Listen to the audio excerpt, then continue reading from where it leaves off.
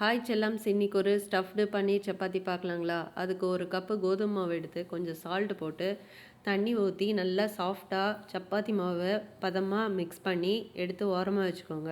ஒரு அரை மணி நேரம் நல்லா ஊறட்டும். ஊறின மாவுலேருந்து கொஞ்சம் மாவை பிச்சு இந்த மாதிரி ரோலர் பின்னில் வச்சு திரட்டிக்கோங்க. அது கூட ஆல்ரெடி நாம் மிக்ஸ் பண்ணி வச்சுருக்கிற பன்னீர் ஸ்டஃப்பை வைங்க. பன்னீர் எடுத்து அதில் கட் பண்ணி வச்ச ஆனியனு, பச்சை மிளகா, salt, chilli powder, garam masala, கொத்தமல்லி இலை எல்லாம் போட்டு மிக்ஸ் பண்ணி வச்சுருக்கிறேன்.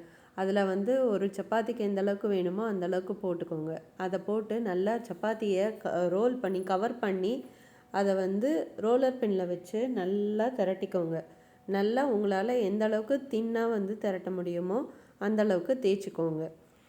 இங்கே துபாயிலலாம் பாகிஸ்தானி கடையில் வீக்கெண்டில் நல்லா கிடைக்கும். ஆலு சப்பாத்தின்னு கிடைக்கும், சிக்கன் ஸ்டஃப்டு சப்பாத்தி கிடைக்கும், பன்னீர் ஸ்டஃப்டு சப்பாத்தி கிடைக்கும். ரொம்ப டேஸ்ட்டாக இருக்கும். வீக்கெண்டில் மட்டும் பண்ணுவாங்க.